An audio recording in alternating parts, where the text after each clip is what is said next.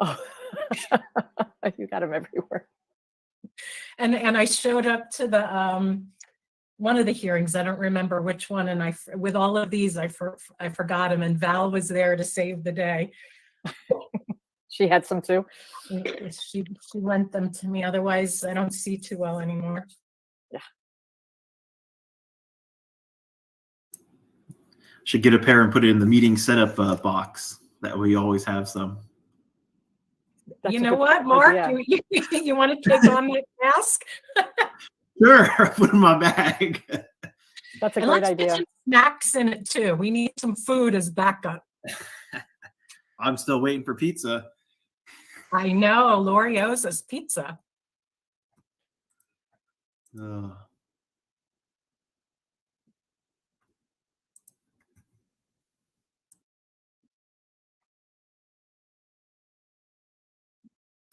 Is everybody enjoying the cool weather today? It's a change for once. Got jackets out for my son for the first time to go to school in. It was an exciting day. And just having all the windows open, and you know, it's wonderful. Yes. I love it.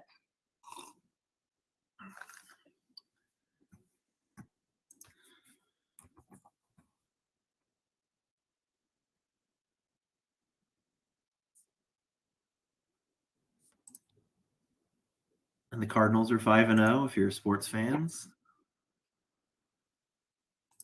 And the Giants are 1-4 with a concussed quarterback and injured running back and a demoralized fan base. I read somewhere that they said Phoenix is this epicenter for football right now because the Sun Devils are playing well, the Cardinals are playing well, which of course is unheard of, right? We're never that good. But nice for a little bit. Yep. Knock on wood. And the sun's about to start. Well, already starting preseason. We just have to get the Mercury to win tonight. And redistricting. It's really exciting in Arizona right now.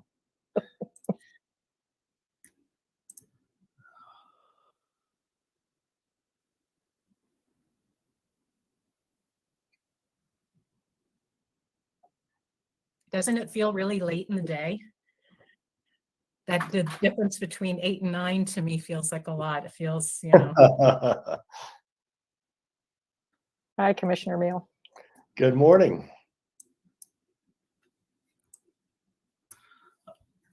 I'll take the 9 o'clock start time. Oh, you prefer that?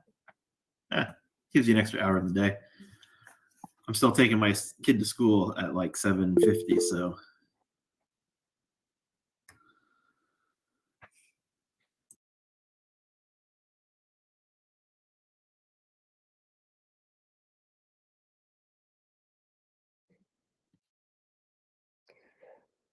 Val, I'll be speaking Thursday to that Northern Arizona group. Could you resend our slideshow to me? Absolutely. And I'll add it to the list. Thank you. Thank you.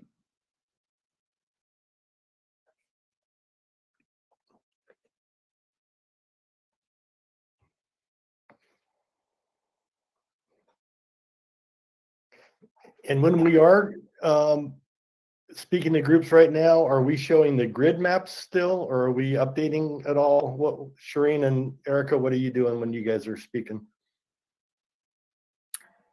I actually am just going through the process with them. I don't even, and then I show them the website, but I'm actually not showing them, and I explain the grid map, but I don't really show them any maps. So I just go through. That's probably a better way to do it. Yeah. Yeah, and then if they usually don't have questions about the details as much about the maps as much as the process is what I'm finding. Okay. Makes it easier on you. Yeah, me too. I find people are less interested, particularly because the maps are not, you know, that meaningful right now, more interested in the content. And my dog may be a little bit of a pain today.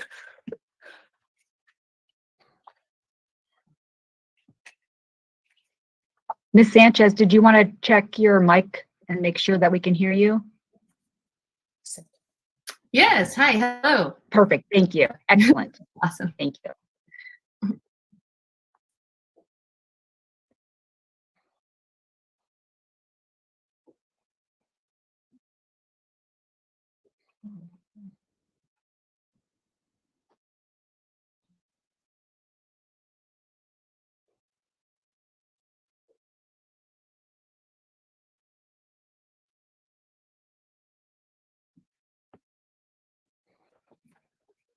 Good morning, Vice Chair Watchman.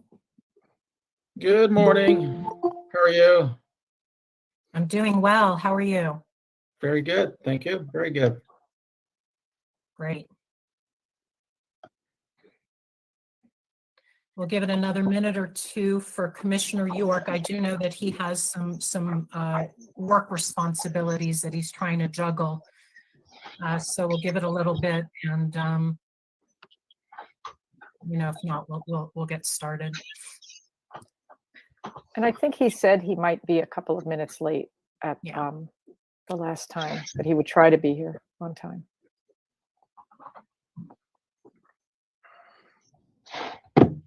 So, Mark, I've been wanting to ask you about your background. It looks somewhere by Galvin, Mexico.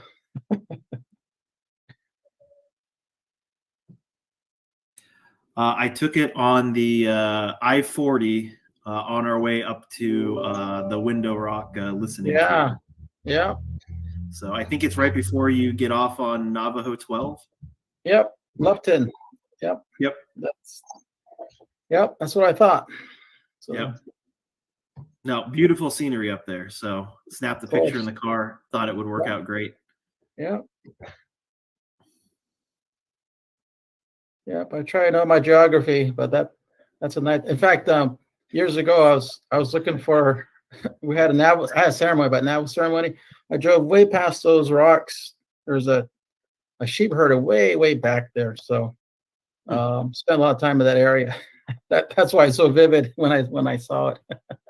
I know that area. So And Yep. we're all getting to know all the areas so much more. That's Oh, one of the yeah. things that's super exciting. That's really absolutely. exciting. All right, well, why don't we get started? I know that Commissioner York is juggling some work responsibilities and let us know in advance that he may be a little bit late. He's going to join as soon as he can, and any material that he doesn't personally hear is going to be easily available to him, so he'll be able to catch up. So with that, we'll dive right in. Agenda item 1, call to order and roll call. 1A, call for quorum. It is 9:02 a.m. on Tuesday, October 12th, 2021. I call this meeting of the Independent Redistricting Commission to order. For the record, the Executive Assistant, Valerie Newman, will be taking roll. When your name is called, please indicate you are present. If you're unable to respond verbally, we ask that you please type your name. Val. Thank you, Madam Chair. Vice Chair Watchman, Present. Commissioner Lerner, Present. Commissioner Meal, Present. Chairperson Newberg. Present. Okay, and for the record, we also have in attendance Executive Director Brian Schmidt, Deputy Director Lori Van Heeren, Public Information Officer Michelle Crank, Community Outreach Coordinators Marie Chappell and Alex Pena. From our legal team, we've got Brett Johnson and Eric Spencer from Snell and Wilmer, Roy Herrera and Daniel Ariano from Ballard Spar. Our mapping consultants, we have Mark Flahan and Brian Kingersey from Timmins, Doug Johnson and Ivy Beller-Sikansky from NDC Research. We have a special guest with us, Lisa Sanchez, the Assistant Professor of Political Science at the University of Arizona, and our transcriptionist, Angela Miller. That's everyone. Okay, thank you very much. Val, please note for the minutes that a quorum is present. Agenda item 1B, call for notice. Val, was the notice and agenda for the commission meeting properly posted 48 hours in advance of today's meeting? Yes, it was, Madam Chair. Okay, thank you very much. Agenda item number 2, approval of minutes from our October 5th, 2021 deliberation meeting. 2A, general session. We did not have an executive session. Do I have any discussion on the minutes? If no discussion, I'll entertain a motion to approve the general session minutes from October 5th. Vice Chair Watchman moves to approve the minutes from October 5th. Commissioner Meal seconds. Any further discussion? We will take a vote. Vice Chair Watchman, Aye. Commissioner Meal, Aye. Commissioner Lerner. Aye. Commissioner Newberg is an aye, and with that, with a 4-0 vote, the minutes are approved. Agenda item number 3, opportunity for public comments. Public comment will now open for a minimum of 30 minutes and remain open until the adjournment of the meeting. Comments will only be accepted electronically in writing on the link provided in the notice and agenda for this public meeting and will be limited to 3,000 characters. Please note, members of the commission may not discuss items that are not specifically identified on the agenda. Therefore, pursuant to ARS 38-431.01H, action taken as a result of public comment will be limited to directing staff to study the matter, responding to any criticism, or scheduling the matter for further consideration and decision at a later date. Agenda item number 4, discussion on public comments received prior to today's meeting. As usual, I will defer to my colleagues to make any remarks first. Well, this is Commissioner Lerner. I just want to say thank you. There were a lot of comments and feedback on the maps, ideas, and suggestions from people expressing their opinions about communities of interest. And just want to say thank you and keep the comments coming with regard to that. We appreciate hearing your and getting as much input as possible.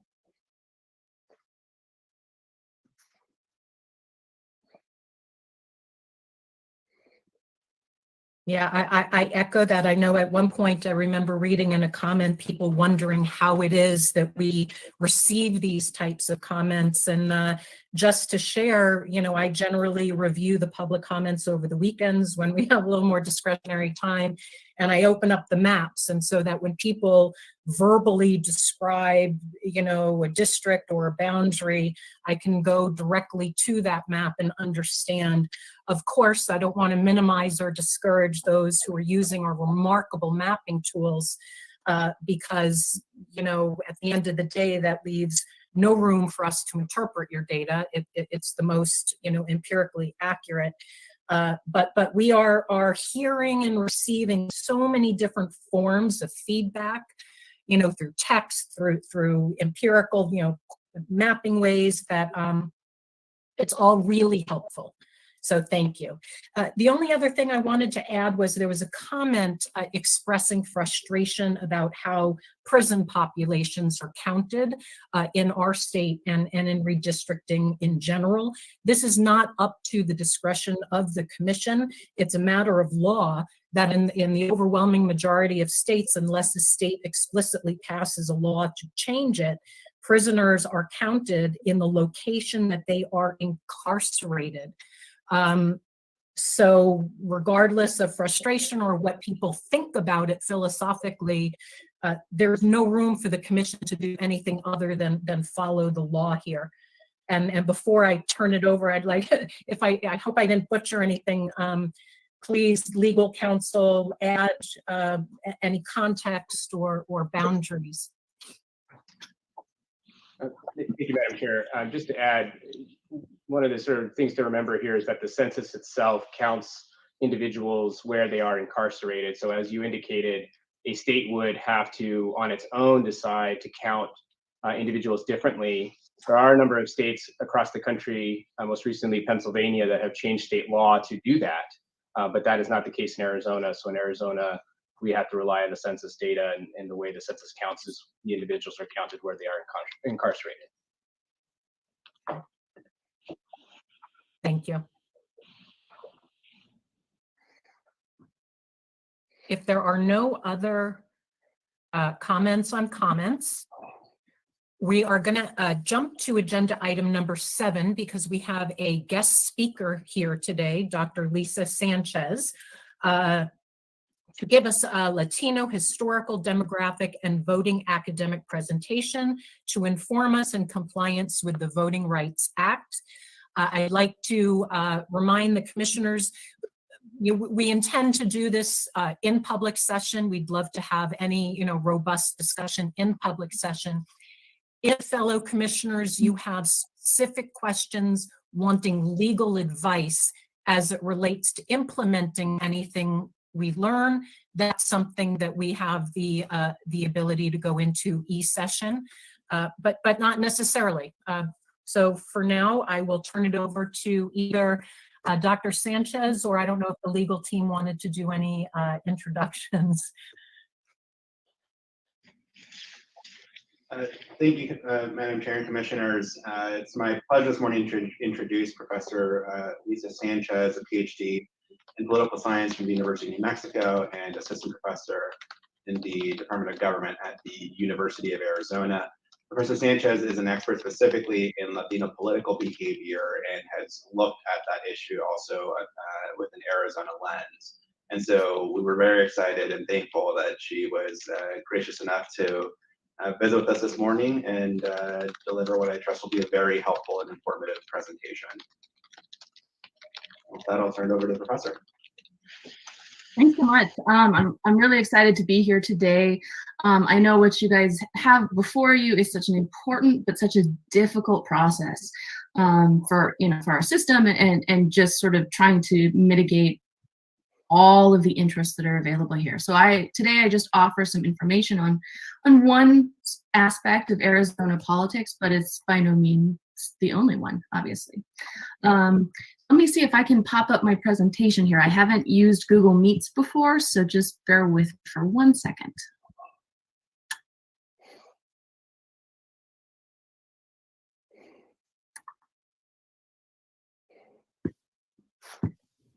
All right, let's see here.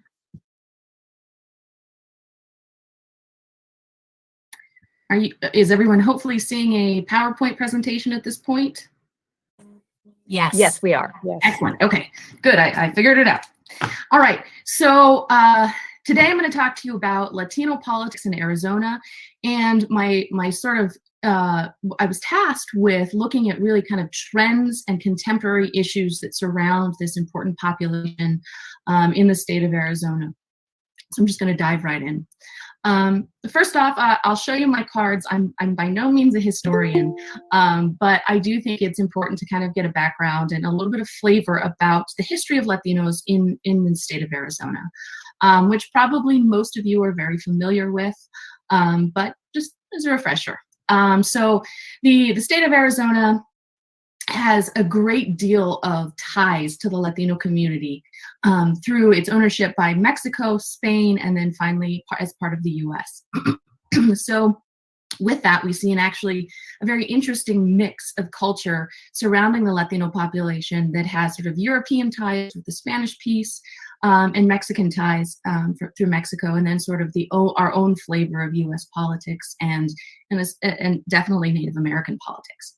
The territory was actually carved out of the western half of New Mexico in 1863, and then that was added to the Gadsden Purchase from 1854. And from the beginning, it differs a little bit from New Mexico or Texas or California in that there was really more of a strong Anglo influence from the beginning in the state of Arizona. You didn't see kind of as much of a Californios or Nuevo Americanos kind of influence or political power in the state of Arizona to the extent that you saw in these other locations, or Tejanos, for instance. One thing I will point out is that what that means is that we've had few sort of Latino leaders within the state as sort of a good of representation, and that continues even today. We've only had one Hispanic governor, and that was in the 1970s, and so this is something that I think is actually an important piece of the redistricting process, and I'll get to that in a minute, but suffice it to say that the way that, as political scientists, the way that we draw lines actually has a really big impact on the race ethnicity of who is elected. And so that can be done explicitly or inexplicitly, and we'll get into that in a minute. And then finally, I'll just say immigration has always been an issue in Arizona. I'm going to touch a little bit on immigration with regard to Arizona and Latinos, but since that's such an outward issue of this population, I'm going to leave that a little bit more in the background and focus on some other things that maybe are not so obvious. So thinking about the Arizona demographics, I'm sure you all have this data. This comes from the Census in 2020, And it's showing you that basically we have what we would call a bimodal distribution of population based on race and ethnicity. So we have 53.4% who are white, non-Hispanic or Latino, and we have 30.7% Hispanic or Latino. Bimodal simply means that we have two very frequently occurring categories, and then the rest are sort of at a low level. So I would say that this is really a great way to illustrate that Arizona politics is divided between kind of these two populations if we're thinking about it through this lens of race and ethnicity. I would also mention that the Arizona population has increased by 11.9% since the 2010 census. And what I think is fascinating about that is that 60.9% of that increase, that 11.9% increase, came specifically from growth in the Latino population. So this population is growing, obviously. So here you see some data that suggests from 1980 to 2020, we've seen a very linear, kind of dramatic increase among Latinos in the Arizona population. And by the way, when we look at this and predict it outward using statistical methods, this is not really expected to abate anytime soon. Out to 2050, we still expect these trends to continue. So let's look a little bit about what is the population. So the first question I usually get asked about the Latino population in Arizona is this idea that it's primarily a immigrant population and that they're incapable of voting, right? So I show you this data from the ACS 2019, and it shows you the Arizona foreign-born by region of birth. And you can see that very drastically, we are over and above getting foreign-born from Latin America. 61.1% are coming from Latin America, and then another 4% from North America, likely Mexico. So I will note, though, that 45% of this Arizona foreign-born population are naturalized. So even though maybe they're foreign-born, they don't have the immediate status of a native-born citizen engaging in politics, 45% of them are naturalized and are already able to do so. To kind of give you a comparison, to kind of give you a standpoint, 13.4% of Arizona residents overall are foreign-born.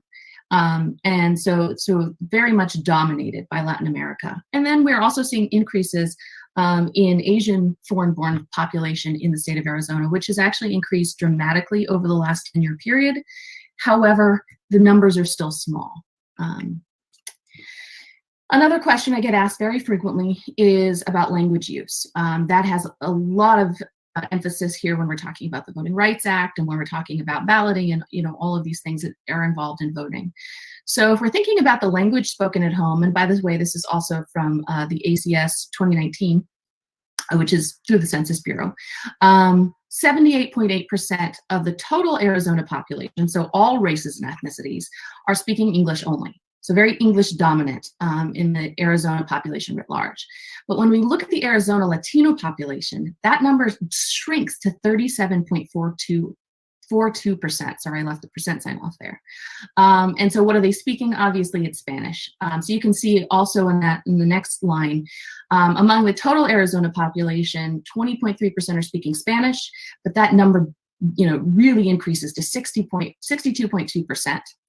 And then kind of getting down to it, though, those who speak Spanish say they speak Spanish very well, overwhelmingly. So 69.04% say we're speaking Spanish very well, and 31% say they're speaking English very well. 31% say they're speaking English less than very well. So what this suggests to me, and what the discipline suggests, is that this is an instance of language loyalty. So there's actually a lot of affinity for using English and being able to converse in the English language, but when spoken at home, there's a loyalty to sort of the cultural aspects of keeping the language alive at 62.2% versus being able to speak English very well at 69.04. So this is a population that can converse pretty well in both languages, but chooses to speak in Spanish a fair amount. Now this also shows us that 31% are maybe not speaking English very well and maybe need some help, and so that actually has impacts on sort of the election process as well. If you can believe it, the census actually includes, under the Hispanic origin question, 22 different subgroups that are classified as Hispanic or Latino. In the state of Arizona, however, there really are only three that we can even really pay attention to or classify based on statistical analysis. So in the state of Arizona right now, 31.7% are Hispanic origin or Latino. I use these interchangeably. There was a time where these had very different political connotations, but today they've become sort of merged in their usage. So you'll hear me kind of refer to both. They mean similar things. Now, when we take that 31.7% of Hispanics in the state of Arizona and break it down by subgroup, it is dominated by Mexicans. So 27.8% of the Arizona Latino population is Mexican descent. And that doesn't mean that they are recent immigrants. That means that's what they put down as their ancestry. A small portion are Cuban, Puerto Rican, and then other is sort of our bigger population. So that actually harkens back to this idea that there are Spanish roots. So there are those who are maybe land grant families who've been here for generations. So kind of getting to what I think is most important is, where do Arizona Latinos live? Where are they congregating? So we know that across the country, Latinos tend to live in what we call enclave societies. So they tend to move and live in places with other Latinos. And Arizona is one of those enclave destinations across the country. And this is showing you from the 2020 census, the percent Latino by county. What you see here is that there are very definite areas where Latinos are at a huge population. So Yuma, the home of Cesar Chavez, 63.8, and then Greenlee County has 35.8% Latinos. Pima County, where I am right now, 35.7% Latino. Maricopa County, 30.6.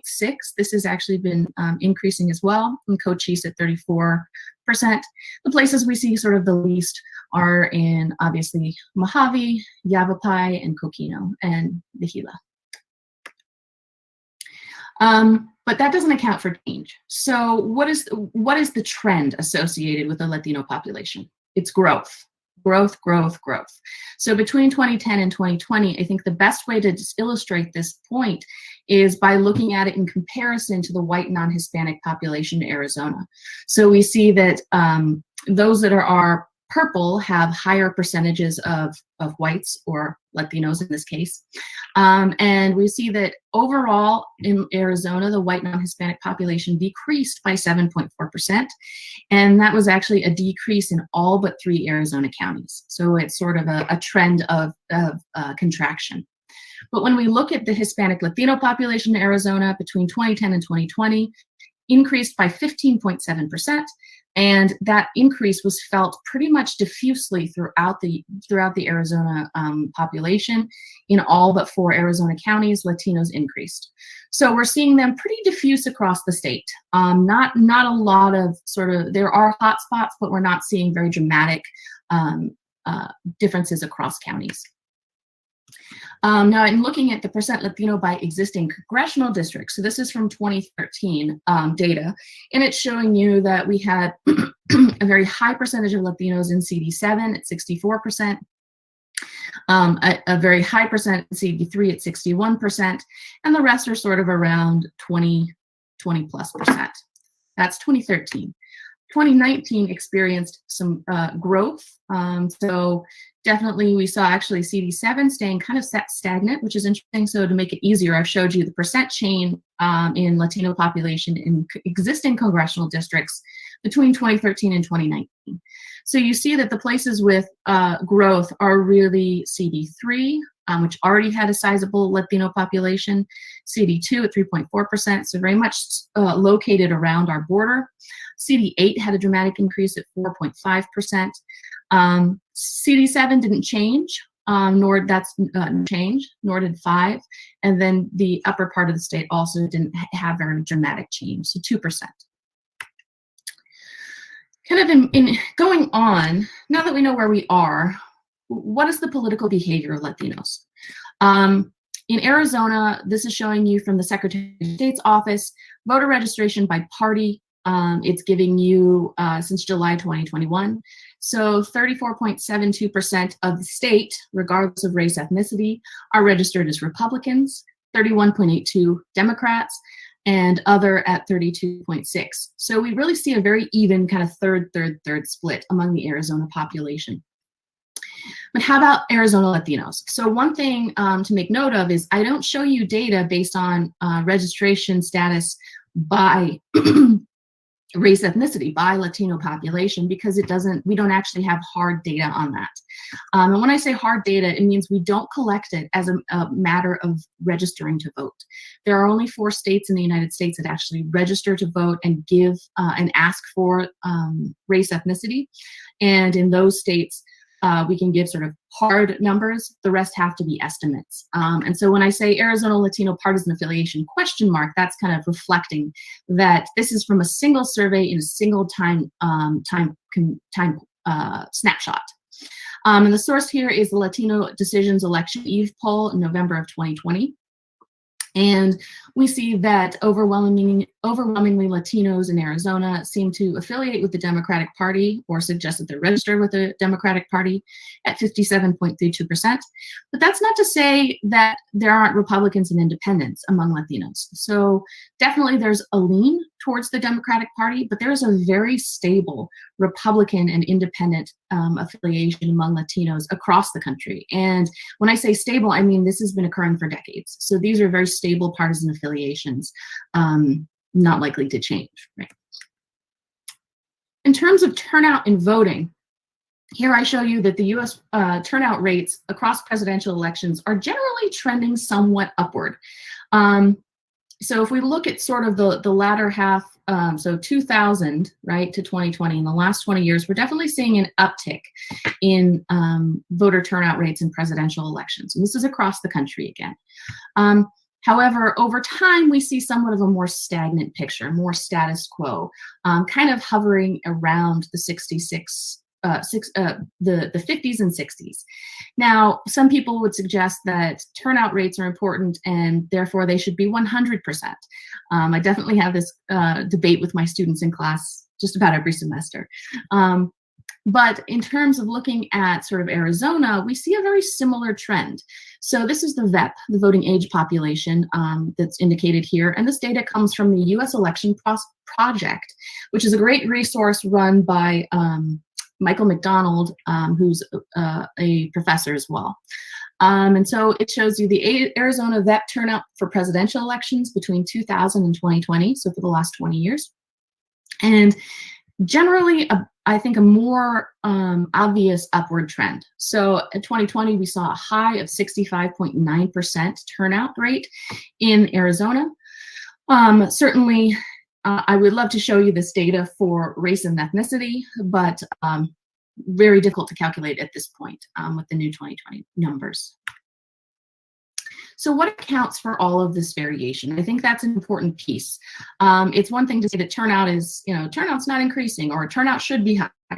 But if we don't understand what's underlying the variation in turnout, then it's really difficult to try and affect or know why it happens.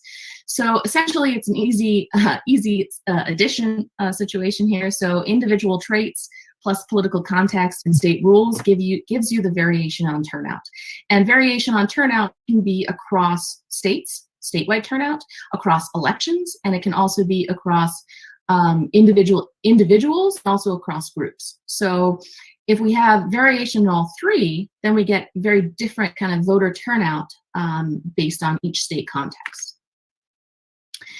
So when thinking about who votes, us academics have come up with a couple theories, and each of these theories has a body of literature that's behind it. And so there's actually good evidence that what I'm showing you here has been manifest over the last probably 50, 60, 70 years. So the first kind of theory we have suggests that socioeconomic status, what you'll see in the rest of these slides is SES, impacts your likelihood of turning out to vote. So age, income, occupation, and education, in other words, are very closely correlated with your likelihood of turning out to vote. Now, the second one on this list, the resource model, was kind of a corollary to this. So it was suggesting, okay, well, age, income, occupation, education in and of itself, why it doesn't have any reason why it would affect turnout. And so kind of what was developed after this was that it matters what your resources are. So whether you have time, money, civic skills, and a high political interest, all affect whether you turn out to vote. And a lot of those are very closely related with your age, income, occupation, and education. Two other models, which we'll talk a little bit more about in a second, are the rational choice model, which really suggests that it's, basic cost benefit analysis of it's very costly or it's not costly, it's not very costly to turn out to vote, and then mobilization. So there's a strong effect of being asked to vote on your willingness or likelihood of turning out to vote. And so here I'm showing you the citizen voting age population, the VAP, turnout rates by education across the United States.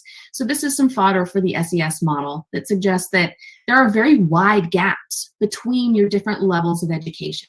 So here in the blue is less than high school education, and you note that it starts sort of over here on the y-axis around 40. Excuse me, I don't think you flipped the slide.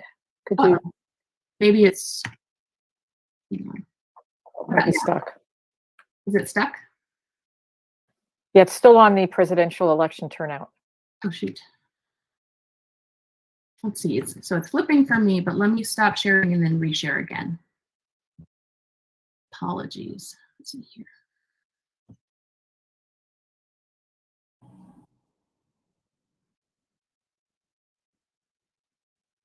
Yeah, it's having trouble. Let's see here. How about now? Anything? Yes, now it's moving and we see it. But we were also able to follow verbally, at least, okay. Yeah, we were mostly able to track it. Oh, good. I'm so happy to hear that. Okay, thank you for letting me know. Okay, so starting over here a little bit, you're seeing the citizen voting age population turnout by rates of education. And really what you should take away from this is that education is a very strong predictor of your turnout. You see in the bottom is less than high school diploma.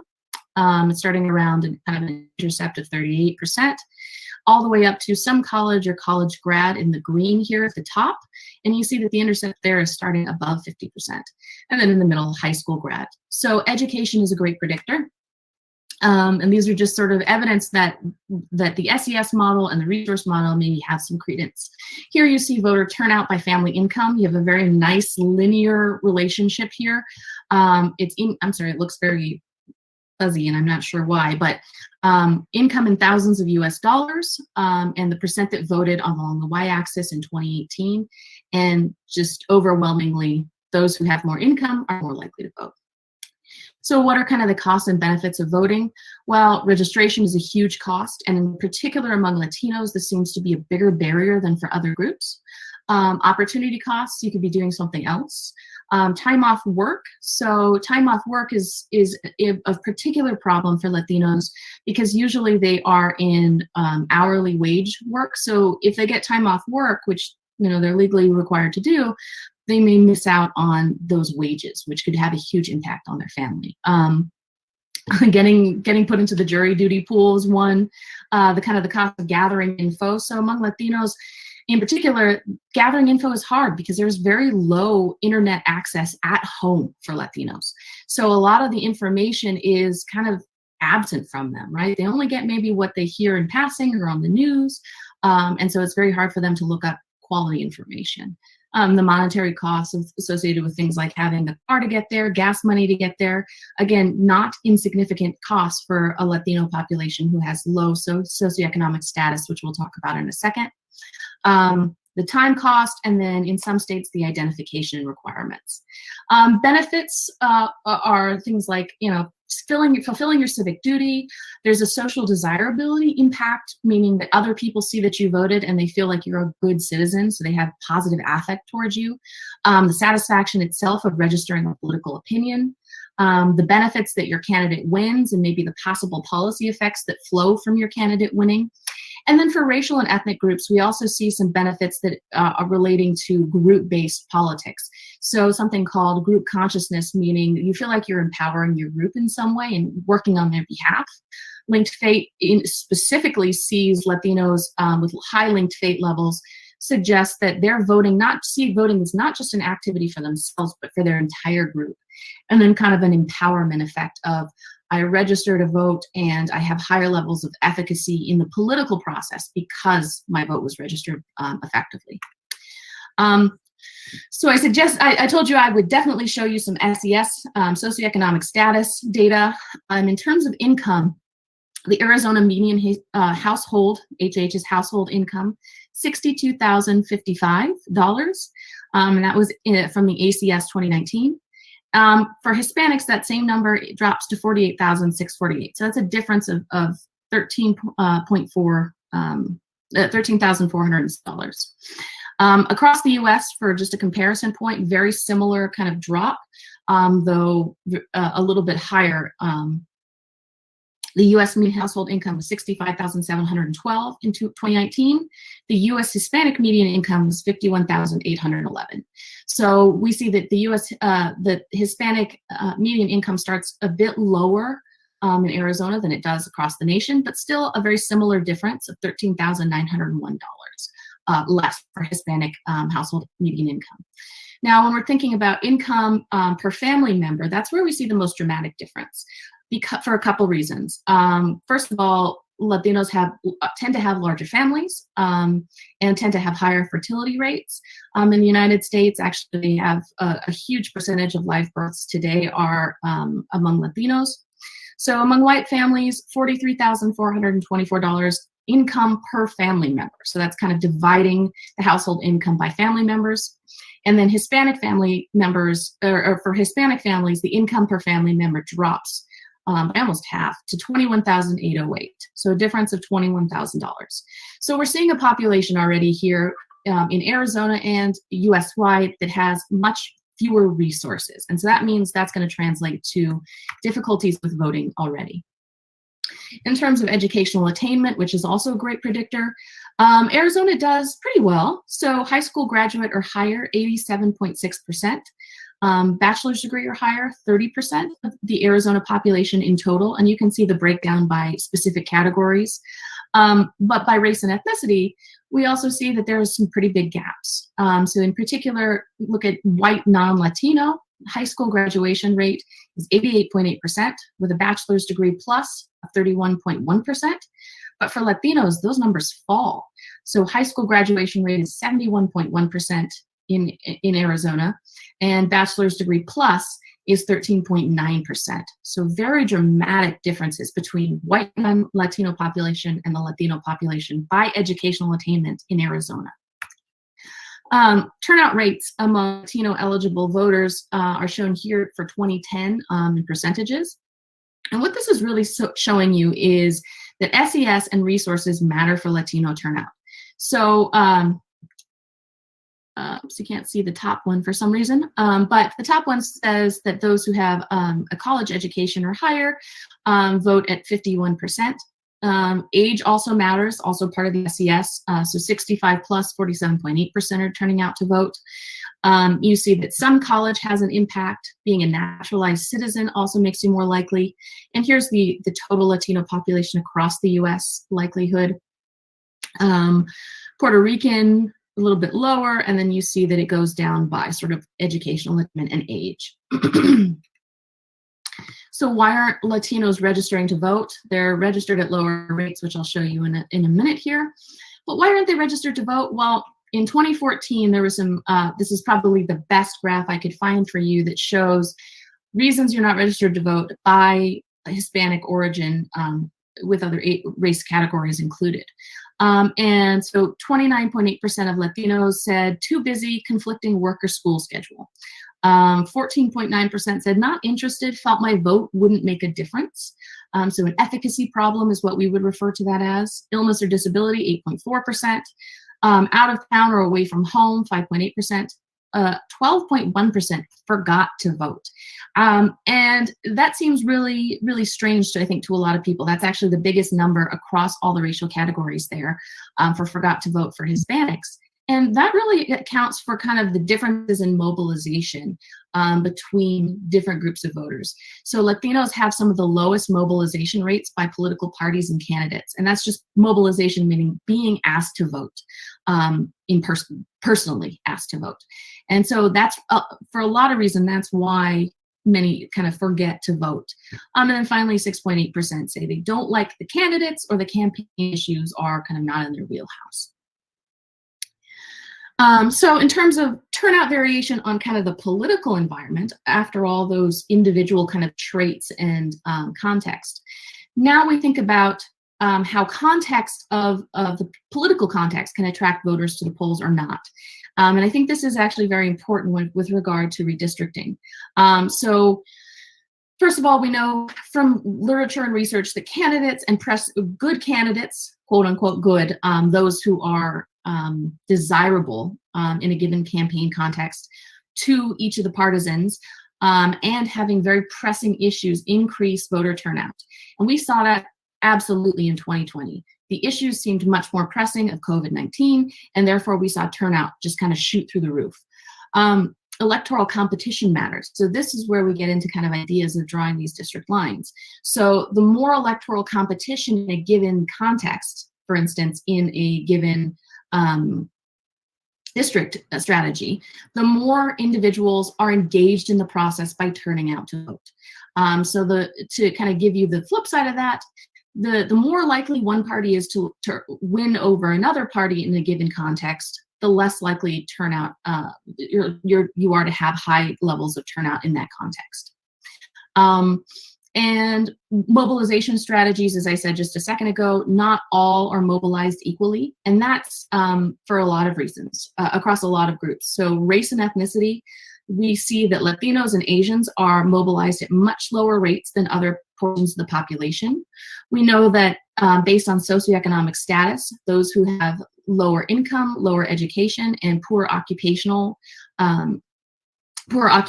are less likely to be mobilized. You're less likely, so we're less likely to see people kind of walking around neighborhoods asking people to vote when SES is lower. And then I think with regard to this process, swing states actually are likely to have much higher mobilization strategies from political parties and campaigns nationwide.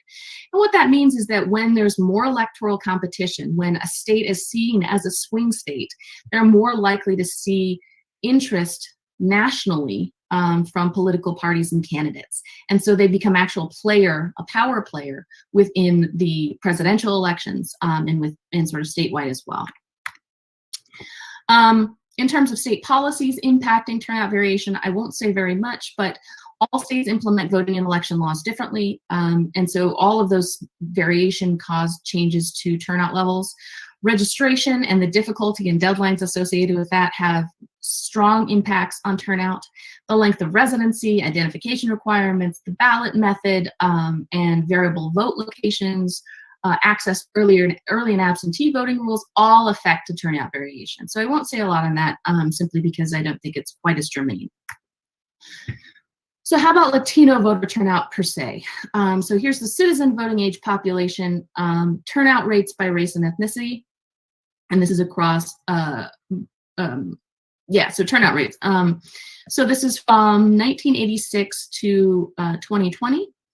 And it's showing you that there are, again, big gaps between different populations, different groups within our social structure.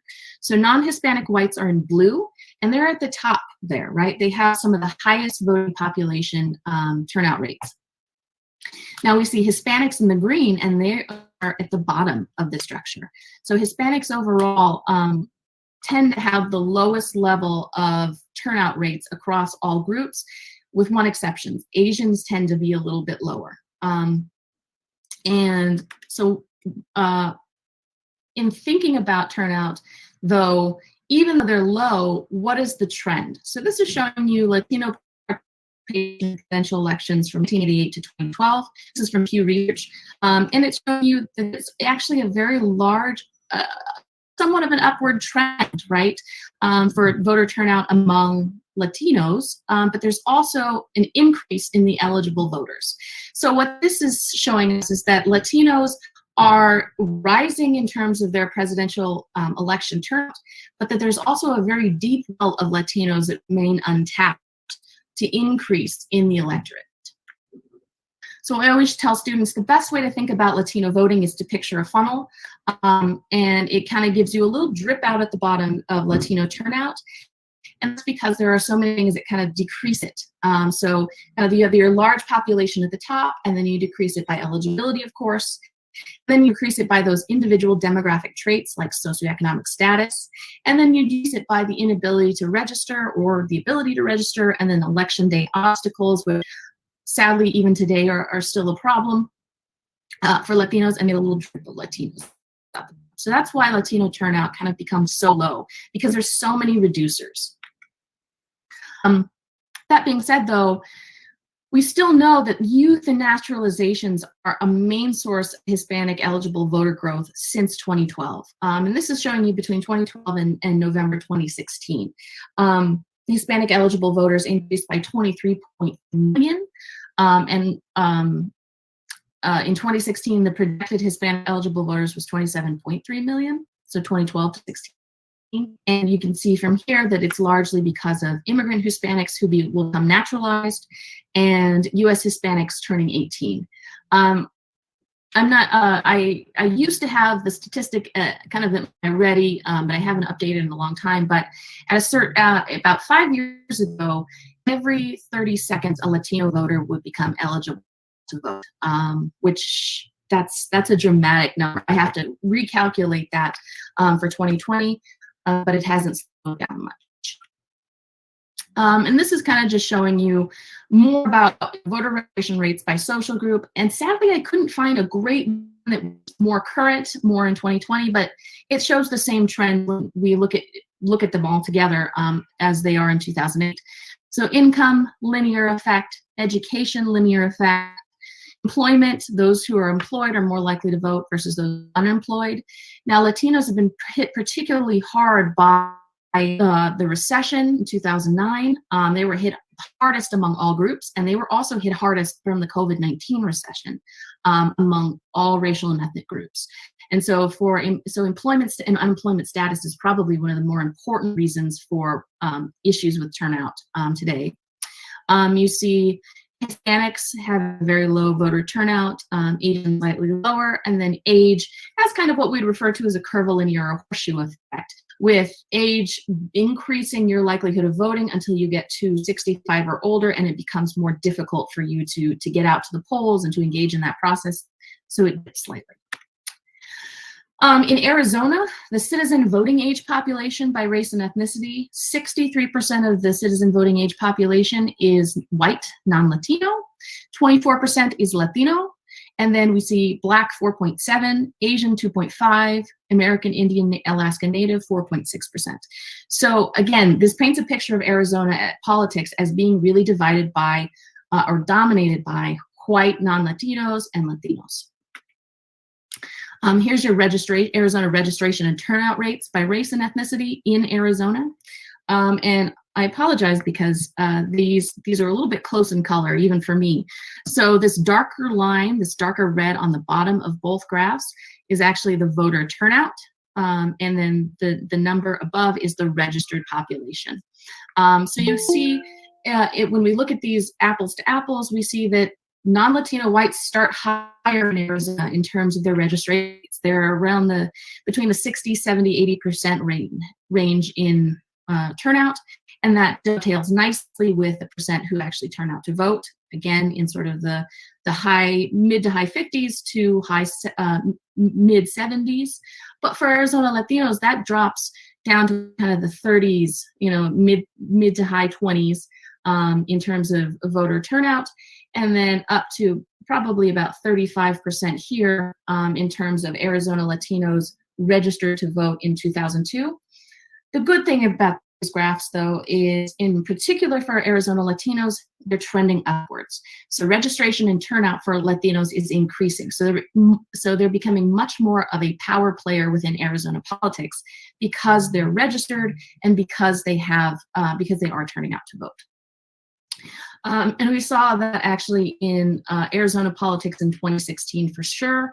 I don't show you kind of the impact on 2020 simply because 2020 is one of those years that we're always going to put an asterisk by. It was just such a different context. But 2016 was more business as usual. So at that time, we had 30.7% Latinos. 47.2% of those Latinos met basic eligibility requirements in Arizona. 4.5% of Latinos in Arizona at that time were registered to vote, but they make up only 20.8% of registered voters in terms of all of Arizona. So they are a smaller segment than maybe that 40.5% might suggest, right? 83% of Latinos, though, who registered to vote reported actually voting in 2016. So we know that registration is a big barrier, but once registration is kind of overcome for Latinos, they are very likely to vote. In terms of kind of the politics of it, 19.6% of all voters in Arizona in 2016 were Latino. 12% of Latinos actually voted for Trump, which was surprising to many. Actually, many thought it was going to be lower given some of the rhetoric surrounding Latinos at the time. But as I said, there's a very stable population of Latinos in Arizona who are Republican, which is, I think, many people undercount that. 16.5% of Arizona electorate were Latino voters for a Democratic candidate. 2.4% of the Arizona electorate were Latino voters for a Republican candidate. And I think what really kind of drives this home is that the difference in vote shares between the two candidates in 2016 for Arizona was only 3.4%, or 91,234 votes. So any changes in the Latino voter turnout actually may have had significant impacts politically on which way Arizona went. And this is not to say that I have any horse in the game about which way Arizona should be politically. It's to suggest that Latino voters, even small increases, actually over time could have a significant effect on Arizona politics. So in terms of representation, our discipline has a significant debate kind of around the idea of descriptive representation versus substantive representation, and whether there's a trade-off. So descriptive representation is just the idea that a group elects an individual to represent them that kind of mirrors them in some ways. So for Latinos, they would elect a Latino. For African-American Blacks, they would elect an African-American Black member of Congress, for instance. And substantive representation is just, it doesn't matter who or what the person who is your representative looks like, if they are in line with you on issue positions and political ideology.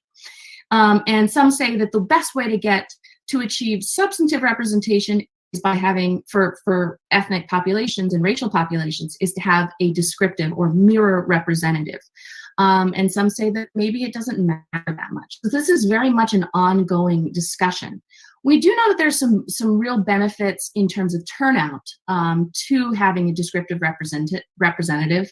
So we know that when you have a co-ethnic or co-racial candidate in the election, turnout rates increase.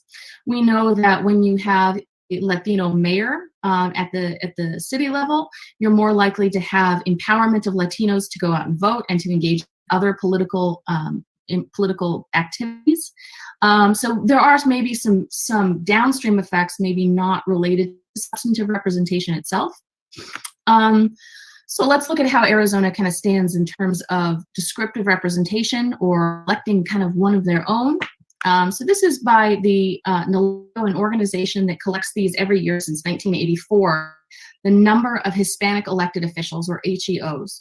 So in Arizona from 2001 to 2019, we're seeing a marked increase in the number of Hispanic elected officials, from a low of 256 in 2001 to a high in, looks like 2018, 387, slight dip to 381 in 2019. But that is to say, there's an increase in Hispanic elected officials in terms of mirroring their population. In terms of looking at Arizona's state and federal Hispanic elected officials, we see a little bit of the same trend continuing. So a low of 15 in 2002 to a high of 26 in 2019. but you don't see as big an impact, right? So there's fewer, and then it goes only from about up 10, 11 points or 11 elected officials by 2019. And that reflects this idea that Latinos have very significant barriers to engaging in state and federal candidacies, and also in getting elected to state and federal positions versus those that are more local. So school boards in particular have high numbers of Latino elected officials versus, and actually match very well the population versus when we're looking at, you know, the number of members of Congress who are Latino. And kind of showing you how racial and ethnic diversity in Congress has grown over the years. So this is showing you from 107th Congress to the 117th Congress, a very sharp increase in kind of descriptive representatives. So 11% of Congress was Black in 2021, or the 117th Congress. 9% of Congress was Hispanic, but that's still falling short of the US population. So if the goal here is to have kind of a mirror image of members of Congress to the US population, and that's up for debate whether that should be or whether it's a good idea. But if that's the case, we're still falling short at 18.7% of the US population being Hispanic versus only 9% of Congress. And how do you get a co-ethnic or co-racial candidate? We showing here that as you increase the percentage, and this was uncovered, by the way, in the African American population, but it still holds true for the Latino population. As you increase to roughly 40% Latino or African American population in a district, you dramatically increase your likelihood of having a African American or descriptive member of Congress. The tipping point is around 40% in a district to get a co-ethnic or co-racial candidate. I'm sorry, elected official. So I think the next logical place to go is thinking about if there is a Latino agenda. And I put a question mark again because this is, I think, one of the most difficult questions to answer in all of Latino politics. It certainly feels like there's a Latino agenda, but it's actually very difficult to articulate sometimes or see empirically what that agenda might be. And certainly I get asked this a lot.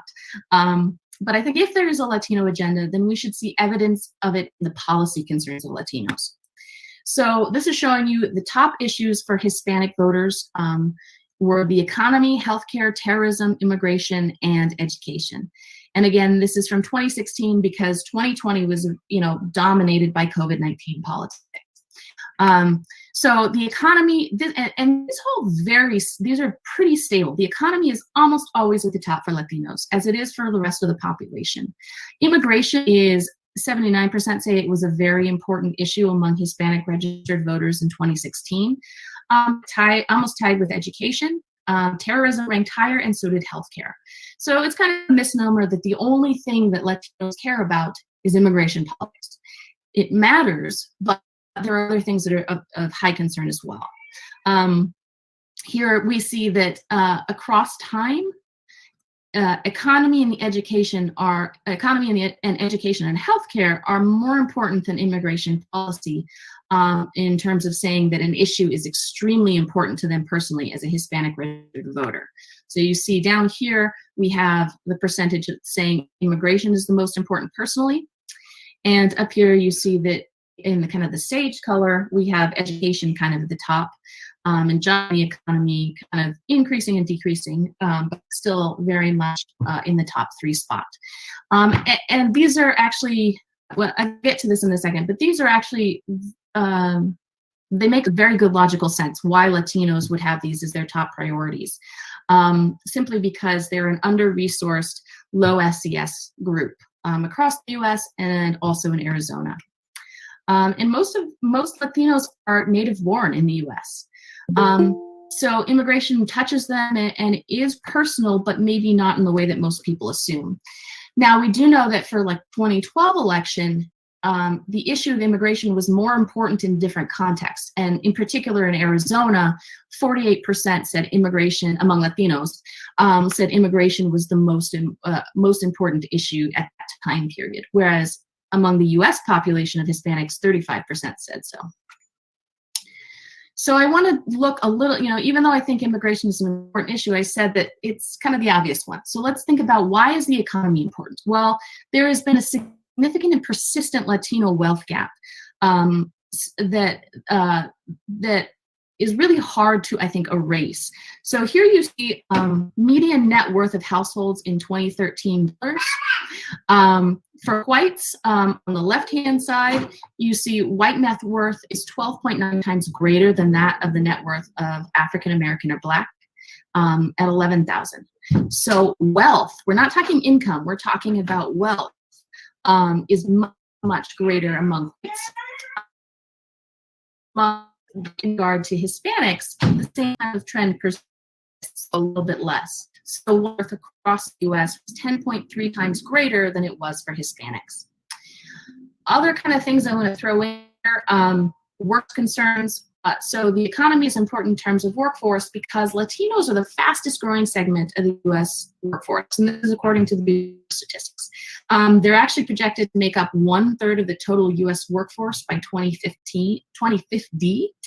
And they're also overrepresented in low-wage occupations, so building services, food establishments, agriculture, home health. And sadly, they also experience a lot of injuries, fatal work injuries and injuries, period, from their participation in the workforce that's not equal to the amount of their participation in the workforce. So they're more likely to be injured on the job and more likely to be injured fatally on the job. And then they aren't likely to have access to any form of paid leave, workplace flexibility in terms of being able to work from home. And we saw this in sharp focus when the COVID-19 pandemic hit. Many Latinos were still needing to go out to work because they were not able to work from home. They were not able to take off. In terms of earnings, there's a huge and persistent Latino wage gap, but in particular, the Latina wage gap. So female Hispanics make 55 cents for every dollar paid to an average white man. And this is controlling for other socioeconomic factors like education and occupation. So apples to apples, Latinas are being paid less for the same job, 55 cents to every dollar. 67% of Latinos report they're not earning enough to meet basic expenses. So what that means is they're having significant credit debt above and beyond other segments of the population. 15.7% of Latinos live in poverty in 2020. Luckily, that's actually down and is at a low since the 1980s for Latinos. Same is happening for African American Black. 42% of all Latinos earn poverty-level wages, despite they have the highest rate of labor force participation among all racial and ethnic groups. And then poverty rates for elderly Latinos are more than twice the total U.S. elder population. And that really reflects this idea that there's not an accumulation of wealth, despite a lot of workforce participation. Another reason why the economy is so important is kind of this banking idea. So 25.6% of all U.S. households are either unbanked or underbanked. When we look at that number for Latino households, that's 43%. So this means that they don't have a Wells Fargo to go to. This is according to FDIC data. And so what it means is they're outside of the mainstream markets, which leaves them vulnerable to kind of predatory products like payday loans, ballooning interest rates. Other things, 2013, Latinos were twice as likely to be refused a loan as white loan seekers. And they were more likely to receive loans at much higher rates when they did receive loans. And then for Latinos, home equity is the greatest and often only financial asset that they'll ever accrue. So if they're locked out of this housing market, which we're seeing is happening more frequently today, they're unable to generate any sort of wealth. So why is education so important? Education for many decades among Latinos has been seen as the silver bullet. But even though we're starting to see increases in educational attainment among Latinos, it's not really keeping pace with kind of the attitudes that Latinos hold around education. So Latinos make up 25% of the public school student population today. And interestingly, the U.S. School system is now majority minority. So Latino, Asian, Black, Native American make up the majority of the U.S. public school student population. There's a large attainment gap between Latinos and non-Latino whites that's been documented for decades. And the gap between, there's also a very large gap between the importance that Latinos are placing on education and their ability to engage in higher levels of education among Latinos. 75% of 25 to 29-year-old Hispanics in 2016 had at least a high school diploma, but that number was 96% for non-Hispanic whites. So a very large gap there. 15% of Hispanics between ages of 25 and 29 had a bachelor's degree, but for non-Hispanic whites in 2015, that was 41%. So again, really big, drastic difference. Latino enrollment in preschool and kindergarten falls behind all other groups. And we know that these are really important indicators for future success among Latino attainment and Latino success within the education process. Latinos ages 3 to 4 trail behind other groups at 37% enrollment for preschool and kindergarten, 48% for African American children, 49% of non-Hispanic white children enroll in preschool and kindergarten. This is the one that just makes me so sad. More than 80% of Latino children fail to read at a proficient level in 4th grade. So it's at 4th grade that we really see this abilities start to gap to increase. And this is from a great data source from the Annie E. Casey Foundation. At 8th grade is when we start to see the math gap increase. So about 80% of Latino children fail to score proficient in math at the 8th grade. So very, very sort of sad here. And Latino teachers, by the way, only represent 8% of all teachers. So there's no really sort of descriptive cohesity for Latino in the classroom, which we know actually has greater, they have greater levels of engagement and greater levels of success when Latino teachers are engaged in the classroom. Now, I told you that attitudinally they feel like it's the silver bullet. So this is from the 2009 National Survey of Latinos. It says Latino parents' views on what children should do after high school. Overwhelmingly, they say go to college. 77% say go to college. So the expectations are there, but the ability for educational attainment is not. And here you see the highest degree attained among persons 25 and older by race ethnicity.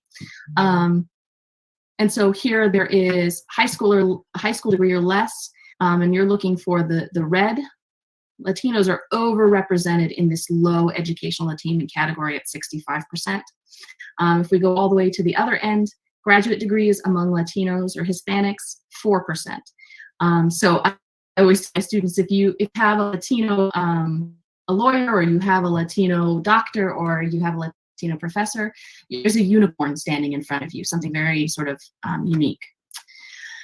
Another kind of issue I want to hit on is Latinos care a lot about the environment, and the prevailing wisdom is that they shouldn't, because they're still trying to meet these basic needs of income and education and all of these processes. But when we ask Latinos, 68% of them say it's an important issue. And that has to do with how their working and living conditions. So half of all US Latinos live in the country's most polluted cities. And so that leaves them open to higher rates of asthma, COPD, etc. And then even though Latinos only account for about 16% of the labor force, they account for 43% of ground and maintenance and construction workers and 75% of agricultural occupations. And what that means is they're exposed at much higher levels to health hazards like poor air quality, and also the economic impacts of extreme weather. And then finally, there's high exposure to pesticide and industrial strength chemicals. And this is particularly for Latino women, because they're often engaged in sort of housekeeping processes. And then finally, here you see that the treatment of kind of minority issues as being part of their vote in 2016 is higher for Latinos or Hispanics than it was for whites, but not quite as high as it was, say, for Blacks or African Americans. And definitely this breaks down among whites, obviously by partisan affiliation. So I promised to keep it as kind of short as I could. So what are the takeaways? What do I want you to take away from all of this? I think the first thing is that Latinos are a significant portion, an important portion of the Arizona population and also the electorate. This is a population of interest. And it's a population of interest that's going to be continue to be for decades to come because it is growing. And they're growing not only in the populace, but also in the electorate. Also, I think Latinos are important in Arizona because they're increasing their voter registration and turnouts despite these low levels of resources. And so we're going to see them become more and more engaged, not just because they're growing, but also because they're starting to have political efficacy. And that's nationwide and also in Arizona. And then finally, well, actually sort of my second to last point here, that Latino representation, while it's really kind of difficult to gauge what Latino representation is, I think the baseline of seeing kind of near descriptive representatives know that it's increasing. So that's actually a great sign. And anything that we can do maybe to have a little bit more Latino representation is probably a good idea. And then finally, I think it's important to note that Latinos have, though they have very similar concerns when we asked about the important issues like the economy, healthcare, and education. By the way, those are always kind of the top three among all populations. But their relationship to those policy concerns is unique. They have very significant socioeconomic differences that ask different things from those policy areas. So I think they're a unique enough population that representation-wise, they very much heard. So I'll leave you with kind of this last graph. I think this kind of sums it up about what's going on in Arizona. I mean, Hispanic Latino is growing, and it's growing across the state. So it's absolutely a population to watch. Thank you. Thank you, Dr. Sanchez. But before we open it up to questions, I just want to do a little bit of housekeeping. We had slated the meeting to go 2 hours because commissioners had pressing conflicts. I want to be mindful of the time. We have some very important updates for mapping as well as staff. So can I just get a sense from my fellow commissioners when your hard stop is? Erica, I'm available for the rest of the day.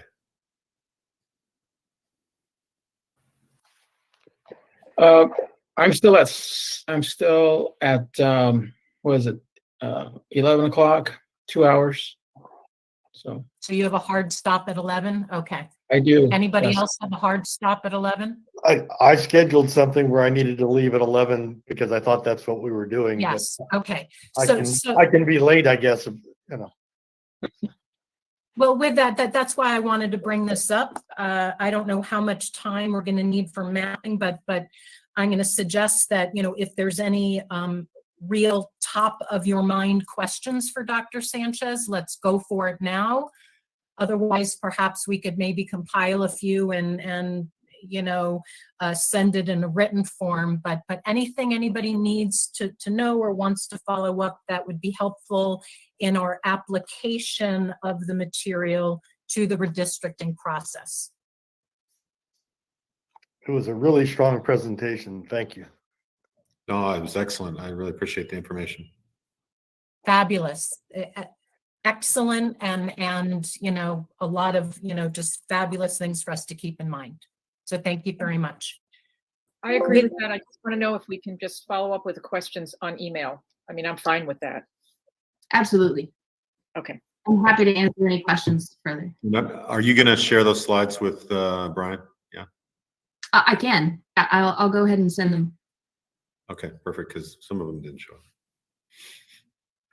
And that again, if with your permission, we oftentimes post these types of PowerPoint presentations that the community finds really instructional on our web link.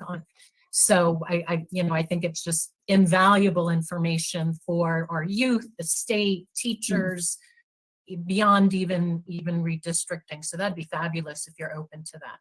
Sure, I'll go ahead and send those all through Daniel if that's all right. Okay, great. Thanks so much. Thank you very much. So with that, we are going to go back to agenda item number 5, which is update from discussion and potential action related to the mapping consultants, Timmons and DC. So I am going to take it away, defer to Doug and Mark. Good morning, commissioners. So today we'd like to start, I'm going to pass it over to Doug from NDC to give us a status report of some of the report deliverables that we have. And I believe we have Lisa attending also. So Doug, let me kick it over to you. Sure. So thank you, Mark. Good to be with all of you again. So good news, after a very long weekend, Dr. Hanley has put together the numbers for the remaining counties that we were working on in the polarized voting analysis. So she has a PowerPoint, and I believe we have her on. Dr. Hanley, are you there? Let's see if I can figure this out. Am I there? Yes, excellent. And then I will share the slides and able to see here. Okay, there we go. You should be able to see your slides. So last time I spoke to you, I had completed my analysis of Maricopa County and Apache and Navajo counties combined. And now I have finished the racial block voting analysis of the other 3 counties, Pinal County, Pima County, and Yuma County. So what I want to do today, hopefully very quickly, but is discuss my findings for those 3 counties. Did I count that right? 3 counties. Okay, so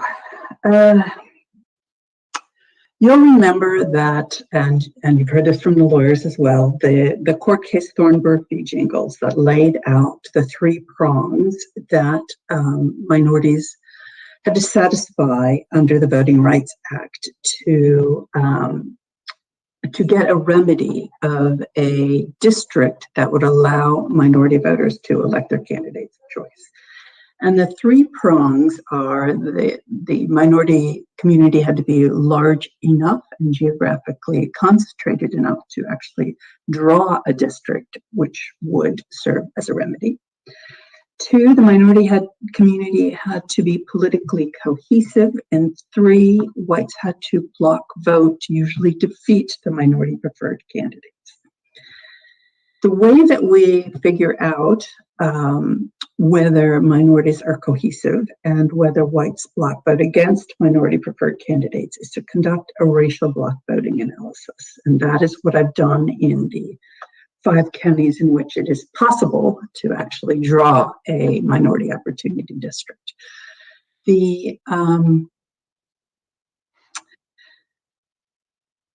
If voting is polarized, then a district or more than one district that gives minority voters an opportunity to elect their candidates of choice has to be drawn. But this is not just a matter of saying, okay, I'm going to go in here and I'm going to draw a 55% district and set some geographic target without doing a district-specific analysis. So in addition to doing a racial block voting analysis, I've done is a portion of a district-specific analysis to give you some guidelines about how to go about drawing some minority opportunity districts in areas of state that are polarized. So again, first I looked to see if voting was polarized, and then I attempted to assist in identifying bellwether elections that you could look at and in calculating the percent minority likely to be needed in a specific area. Okay, next slide. So here are the results of the racial block voting analysis that I conducted in Yuma County. I focused on state legislative and congressional elections that occurred within Yuma County, but if a legislative district or a congressional district wasn't located wholly within Yuma County, I also tried to analyze that with just the Yuma County component. But in some instances, it may be the case that Yuma County didn't make up enough of the voters or enough of the precincts for an analysis. So here are the congressional and state legislative districts that I was able to analyze for Yuma County. In addition, I looked at two statewide elections. These are two very recent 2018 elections that included minority candidates. And so this was going to be relevant both to whether voting is polarized, and these were also going to be possible elections that you could use in terms of your district-specific functional analysis. So these were the gubernatorial contest in 2018, as well as the Attorney General. So in all of the counties that I examined, these two contests were analyzed, and then any congressional and state legislative district elections were also analyzed. If there was a sufficient number of voters, sufficient number of precincts, and a sufficient number of Hispanics to actually produce estimates. So you can see here, let's look at the first contest. In the gubernatorial contest, you can see that a very high number of Hispanics supported the Hispanic candidate, who was a Democrat named Garcia.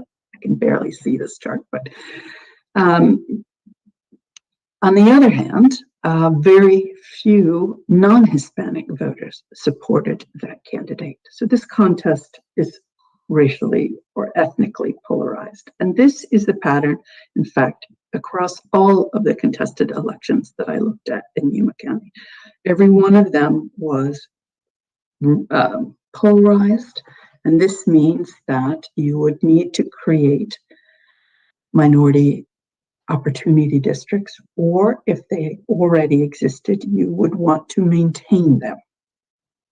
Okay, next slide.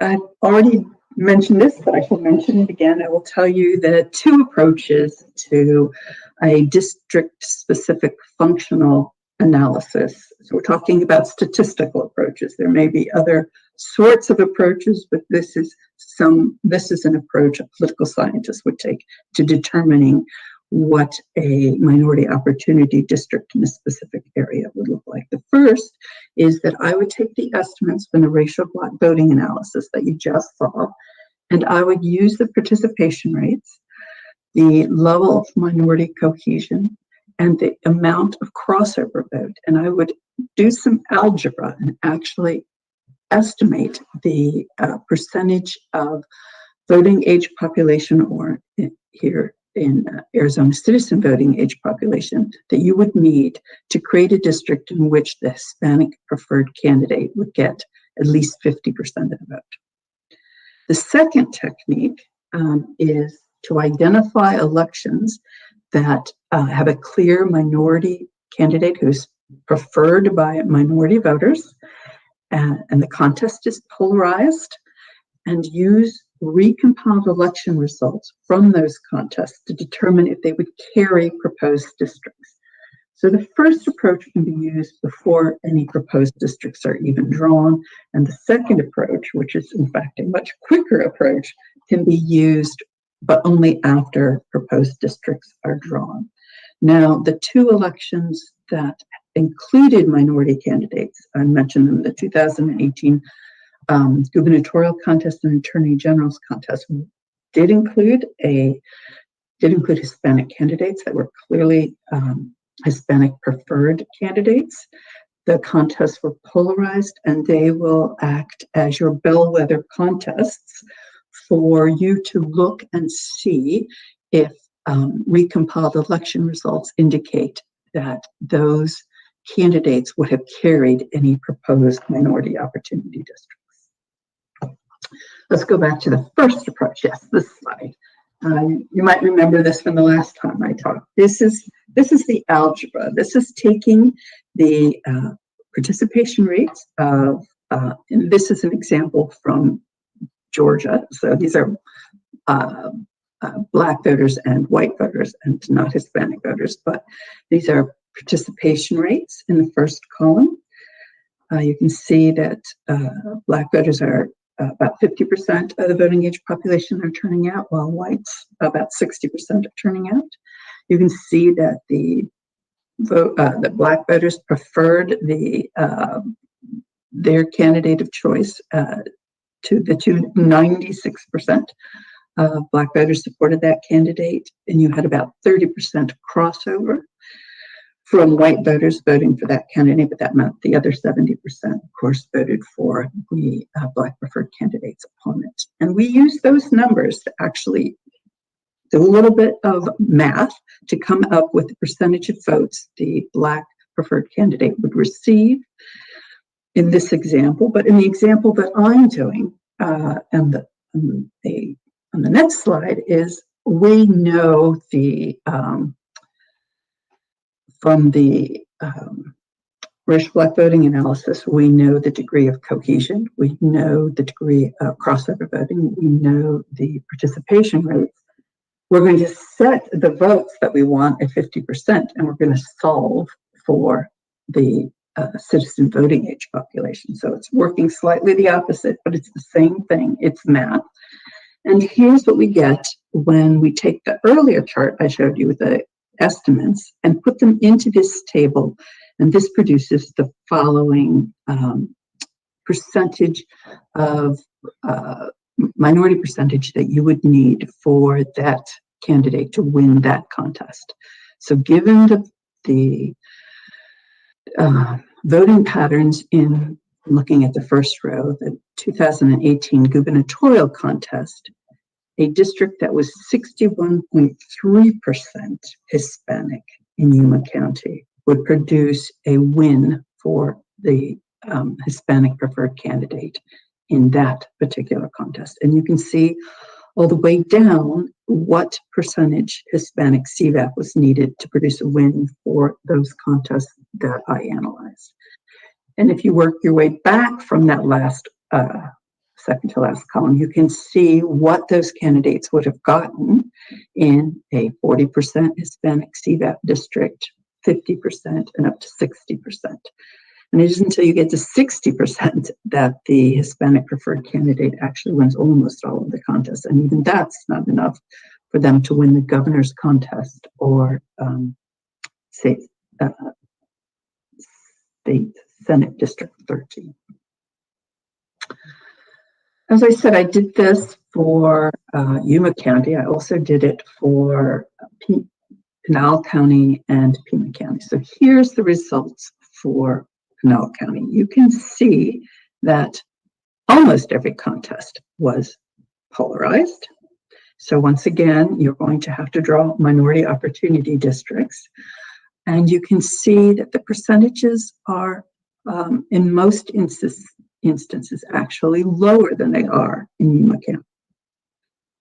So it looks like you're getting more white crossover votes for the Hispanic preferred candidates in Pinal County, which means that you may be able to draw districts that are not as heavily Hispanic, but it varies depending on the contest that you're looking at. And you can look at the column that says non-Hispanic voters, votes for Hispanic preferred candidate. It's the 1, 2, 3, 4, 5, 6, 7th column over. It starts with 24.7. So 24.7% of white voters voted for the Hispanic preferred candidate in that contest. But as you go down, you can see the numbers are higher.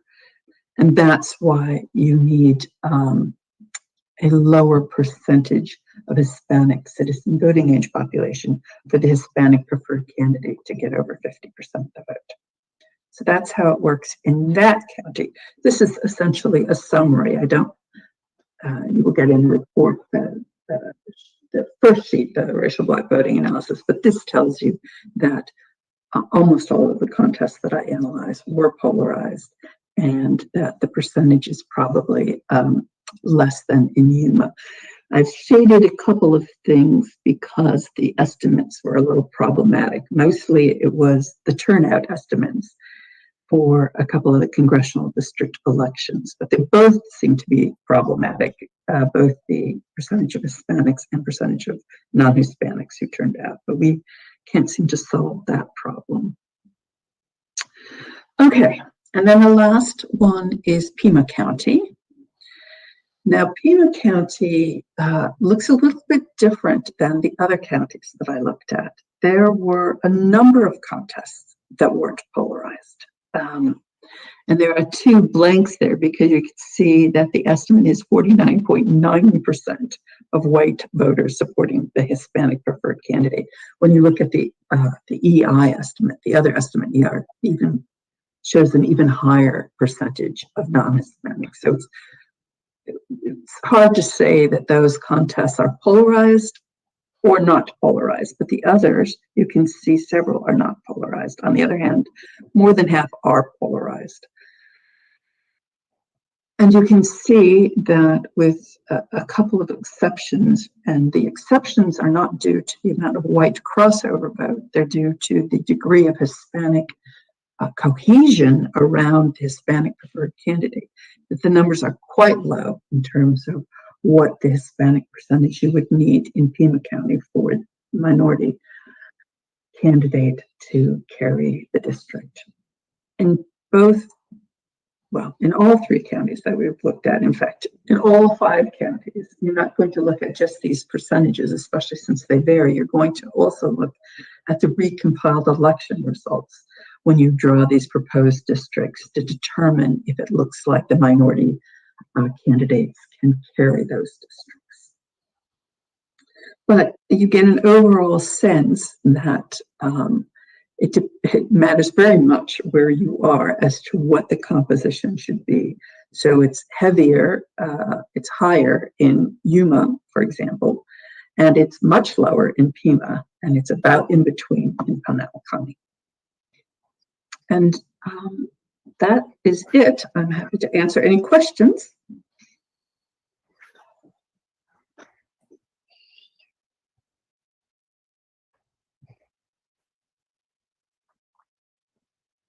I mean, my biggest question is, I think, to Doug, what do we do with this information right now? Yeah, I think what comes out of all this is what Dr. Hanley was talking about the recompiled elections. I think in areas, and Dr. Hanley, correct me if I'm saying this wrong, but my understanding of it is in areas where we have a significant Latino population, we want to be tracking that attorney general's race and the governor's race to make sure that the Latino preferred candidate is winning those elections, to show that they have the ability to elect in those areas. Am I saying that correctly? Okay. Absolutely. Yeah. Yeah, I think on the Native American side, just to bring us back to put it all in one picture, I think we had a more consistent pattern where the citizen voting age number came up more clearly. So it's not so much about tracking a specific election as just trying to keep as close to that number as we can, given that district is severely underpopulated right now as it stands today. So on that front, it was a more consistent pattern of percentages, so we can look just at that percentage as opposed to needing to recompile a specific election. For the Latinos, we want to identify the area where there are notable numbers of or concentration of Latinos, and then look at those 2 recompiled election results. Commissioner Meal, I do have one question. We threw out the governor's race in our competitive analysis because that was a particularly one-sided election statewide. Does it make any sense to throw that out in this, or how does that work in regards to the polarization? So I'll take a first shot at it, which is it's a different situation here, where it actually works out well that we had the attorney general race that was, kind of a toss-up race, and the governor's race that was safe to give us a picture of that Latino voting strength in those districts. So I think while the kind of blowout status of the election made it a bad measure for competitiveness, I don't think that impacts its value as a measure of polarization and opportunity to elect. And one of the nice things is, actually, Mark and I were talking about this yesterday when we got the PowerPoint, is thanks to the work that the Tim's data team has done, that governor's race is in the giant database. Even they build all the elections in, so we can just jump from there. We don't have to overhaul the database again. So that had also been my question. Thanks, Commissioner Meal. Are there any, when we go deeper into this, are there any, I know we're looking at 2 statewide, but when we look at specific areas, if we dig into Pinal County and precincts and districts, should we at that point start looking at some of the local races, or are you basically saying we don't look at any of the local races at this point, just those 2 races? The problem with the local races is you're going to draw districts that will go beyond the edges of where those local races occurred. So they wouldn't be useful for the recompiled election results. I mean, so if you have say a commission district and you draw a state legislative district that only takes in a portion of it, you can't do the recompiled election results. And we've already determined, I think, that voting is polarized, so there's not really any sense in going and looking at local elections. So I don't see any reason to look at local elections. Yeah, I agree with that. And we'll add, as Dr. Hanley started out at the beginning, all this is the statistical side of the puzzle. There's also the totality of circumstances and the local political dynamics side of the puzzle, where really community input and feedback can come in, where, to some degree, what you heard earlier today is very handy in terms of, we can look at the numbers, but the numbers don't reflect that, oh, this is an area where Latinos have been politically organized for 50 years. And this is over here is an area where they're newly arrived, newly getting engaged. Those kinds of factors you can also take into account beyond just the statistics, which gets a little bit into local dynamics. And, Latinos have had success in the school board races, as we just heard about, but are not yet succeeding at the legislative level. Well, that's not going to show up statistically, but it's certainly a consideration you can take into account.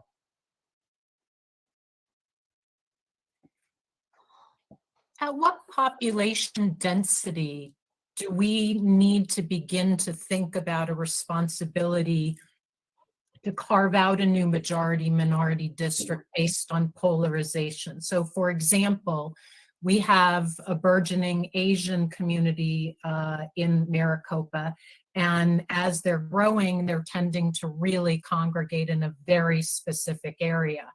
So at what point do we have to stop and say, oh boy, we have to start looking at this unique group and study their voting patterns?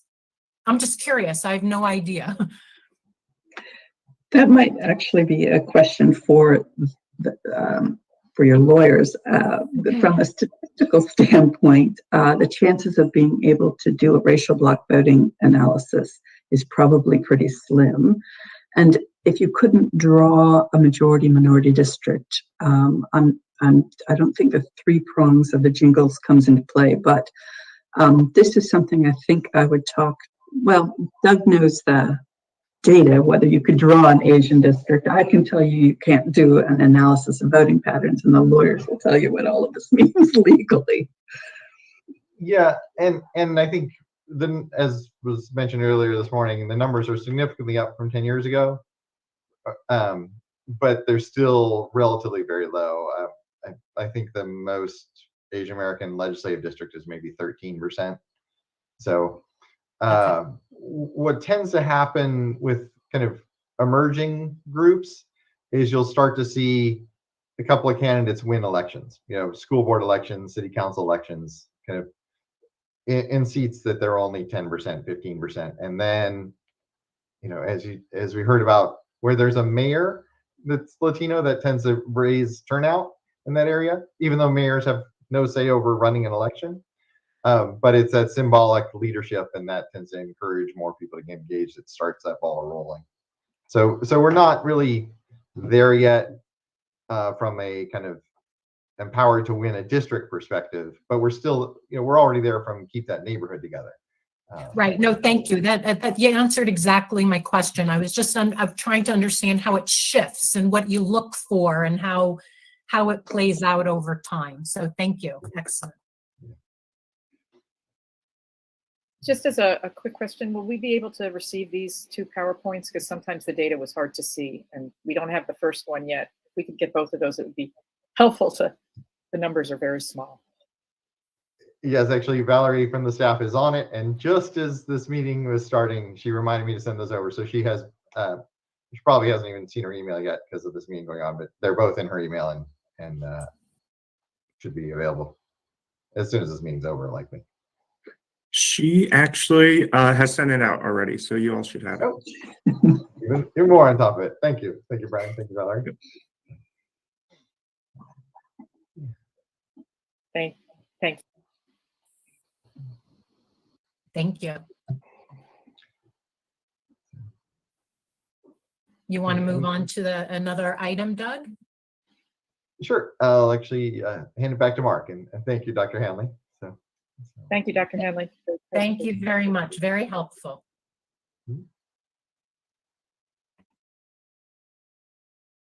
You're on mute. You're mute. I'll learn that in 2022. Thanks, Dr. Hanley. Appreciate it. A quick update of where we're at right now. As of this morning, when I last checked, we are up to 70 submitted plans into the system.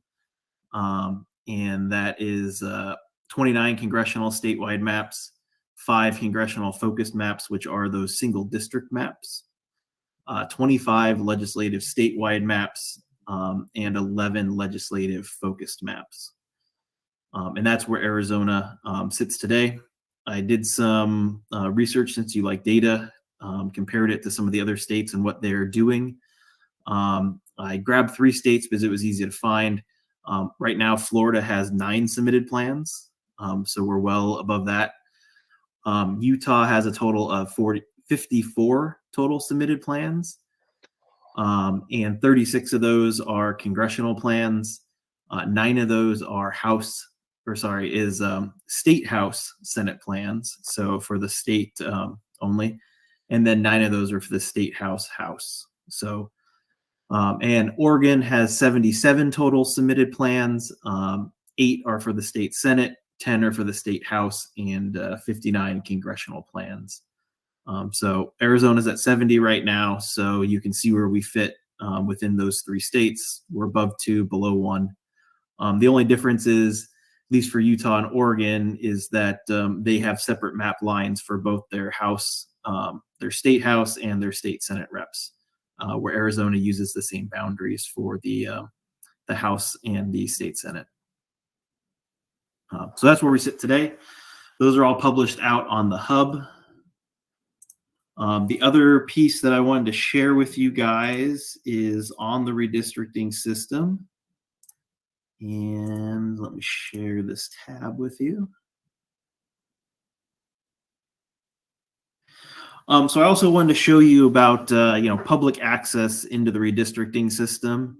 So this is right after I logged into the redistricting system, and I want to show you how you can go view all the submitted plans in the redistricting system and how you can interact with the plans. So once you log in, you're going to be prompted with this template plan. Go ahead and select any template you want. We're really just going to use it to load into the system.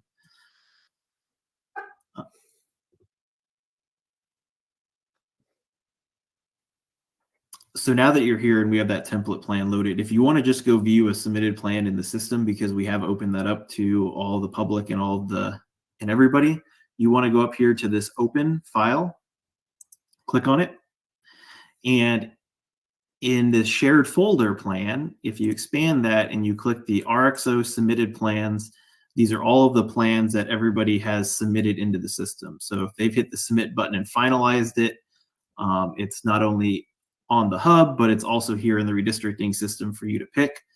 I'm just going to pick the first one for this demo's sake, so I'm not giving any credence to it. It was just the first one listed for the example that we're going to use. So now you can see here is this submitted plan. You can see the population, the target deviation, and I will say this is my test account that has the exact same access as the public. If you want to start interacting with the demographics and the competitive data on these submitted plans, all you need to do is go to Create. So this Create tab, hit the demographics here button, and now you have all the demographics that you're able to turn on or turn off. So the first ones are the key elections data. So you can see here's all of your 9 competitive races that you are voting and to track for competitiveness. So I can easily turn them on.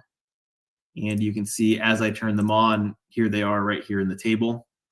Mark, just excuse me for 1 second. I'm cognizant of the time. We have 15 minutes. Sure. I believe you have new maps to show us. I know we're not going to vote on it, but I want to make sure we have time to look at that. I want to make sure that we have time to discuss agenda item 5B, which is just an update on report deliverables that we expect. So, and then we have maybe some potential important updates from our executive director. Okay. So let me just end with this. All the demographics are here in this widget. You can check on some or percent for anything.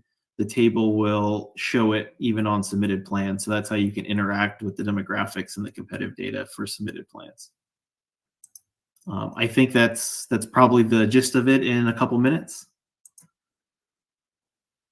So I know you guys are anticipating seeing the next version of the maps that you guys had the changes on from Tuesday. So I'm going to turn it over to Brian Kingery, who you guys all met in person, who will show you the final product from your changes.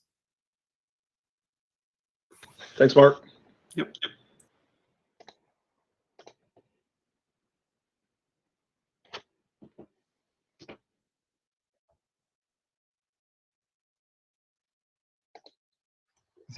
So yeah, and Brian, just as you're going through this, keep in mind we've got maybe 5 to 8 minutes here. Yep. All right. So very quickly, we have ready for you for your review 3 congressional versions of plans and 1 legislative version. These are paired with shape files that we've sent to the legal team to review, and I believe we're turning the audit log into a PDF to also send to legal, and all of these documents will be on the hub once they're reviewed and given the green light.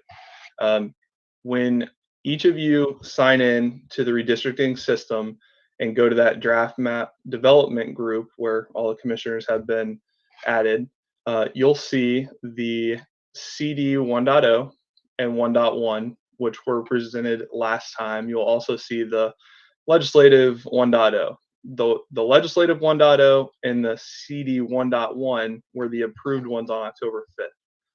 From that, we took all your feedback, the notes that we consolidated from the last round of meetings, and we came up with these 3 congressional versions, 2.0, 2.1, and 2.2, and paired with the audit log that we've sent out. And then we also have LD 2.0. So jumping right into Congressional 2.0, this is a balanced plan. It does pass integrity checks, but there are still quite a bit of communities of interest feedback that are not included in here. So although I do want to show it because it is part of our workflow and it's Congressional Test Map version 2.0, I did think it's important to show, but the real one that I think you guys should really focus on is 2.1. So just for interest's sake, here is 2.0. You can see that we did split Tucson. We included the northern tribes, and everything is balanced. It does pass integrity checks. So based on my previous comments, I'm going to go ahead and jump into 2.1, which you all have access to. And I think this one is the one that you guys will most likely be interested in seeing. The only difference between 2.1 and 2.2 is the way Yuma County was handled.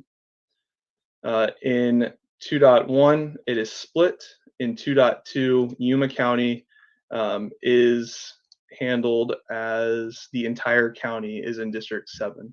So the only change that you'll see between this one and 2.1 is all of Yuma County is red in District 7, or symbolized as red in District 7. So zooming in, we see District 1 moved. Let's see where the township median is. It moved a little west to this this main road, but still encompasses the township median as its origin in the bottom left.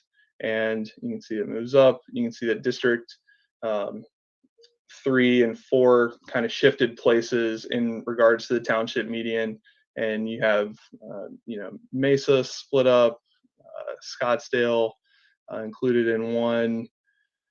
We really were focused on the community of interest feedback that we received. And there is still some balancing that could be done once you guys get into the plans and really start to zoom in on those communities of interest. This plan as it is right now is balanced and will pass integrity checks. But over here, this is the plan viewer. A layer has been added, and these are the census populated places. So we're really looking at the community of interest feedback and these populated places, and just one area that I think is really easy to symbolize if you're using I-19 as a natural geographic border. You have Green Valley and you have Sorrieta that are divided by I-19. And you can see that in the plan as you zoom down, that in this version, they're included in District 7, but could easily just be switched to District 6, depending on how you guys wanted to handle these specific communities for this example. Okay, so I think it sounds like between now and Friday morning when we convene, it's best for the commissioners to spend some time really reviewing these maps so that we can be prepared to immediately vote on Friday for our new starting points from both the congressional and legislative side. And Brian, can the public see these maps now? I can share them publicly if we're all ready to do so. So these are currently in our area. We can look at them. Correct. Okay. Yeah. I mean, personally, I think we should share them with the public if that's okay. I'm good with that. Yeah, just make sure that it's been cleared by legal, that that they have final sign off. Yep, we'll make sure we clear it with the legal team. All right. Well, let me know. And oh, go ahead. Any other specific marching orders for the commissioners to prepare for Friday morning to be ready to dive into these maps? Anything in particular that we should focus on?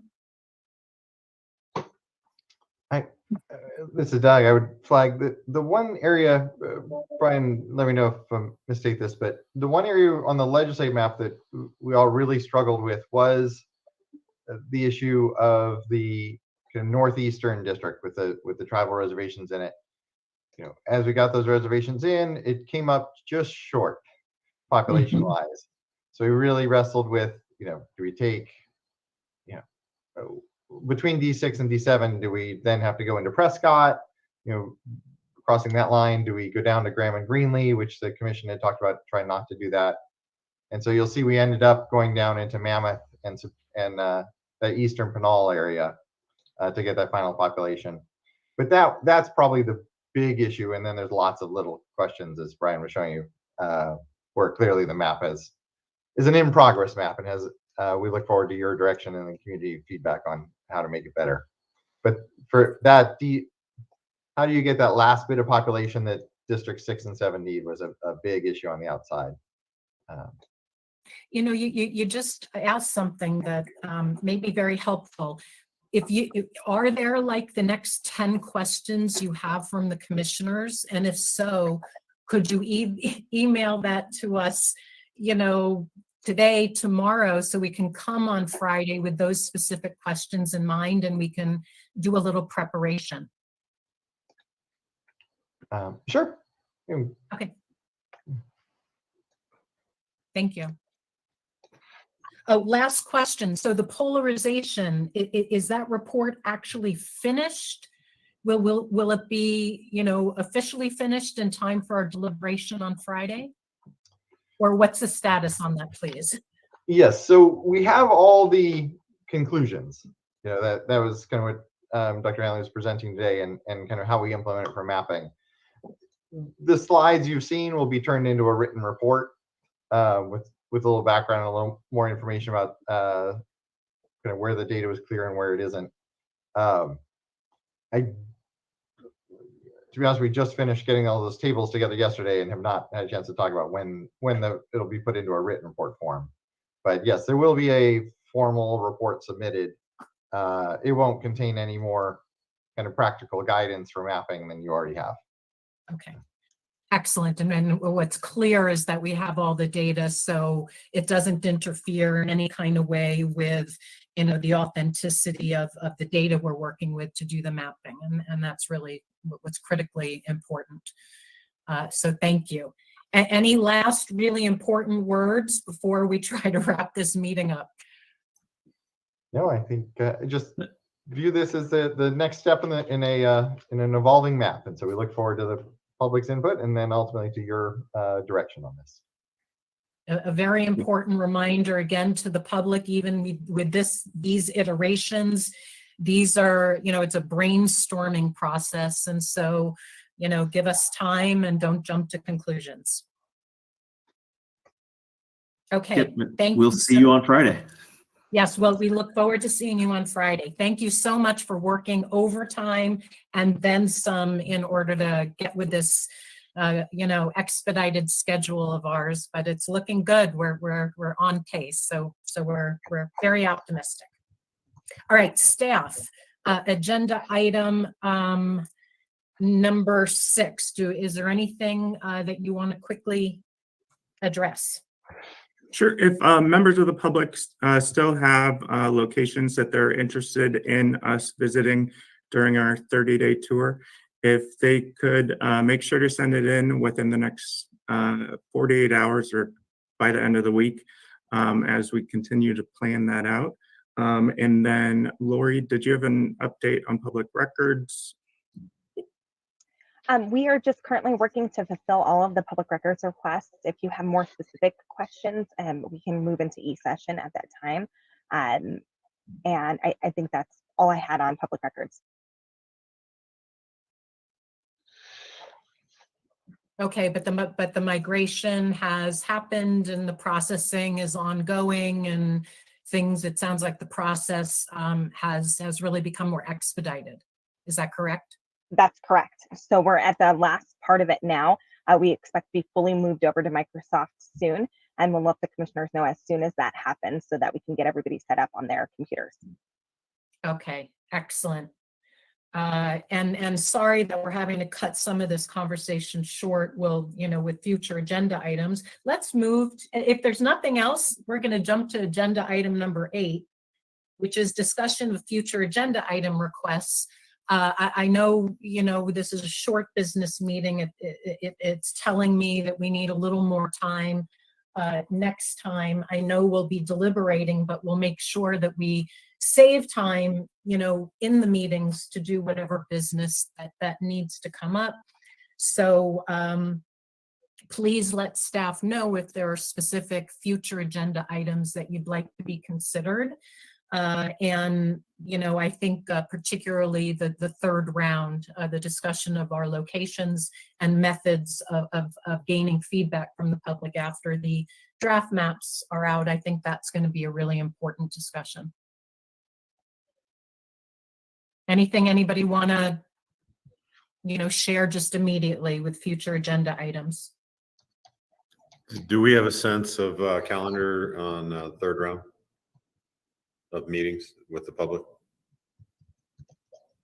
I do not believe that staff is ready to present tentative dates or anything.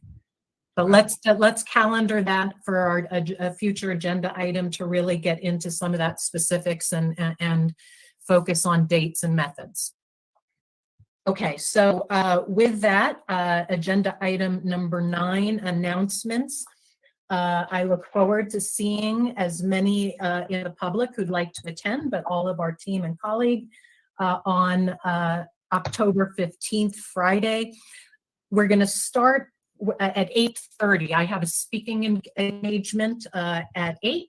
I hope it will wrap up very promptly. So let's plan for deliberation between 8:30 and 4 p.m. We have a hard stop. And is it at the same location at the Phoenix City Council? No, we will have a different location and we're hoping to finalize that today. We'll let you know. Okay. So stay tuned for locations. Any other announcements? Agenda item number 9. Okay, agenda item number 10, next meeting date, which is Friday the 15th. We will now close public comments.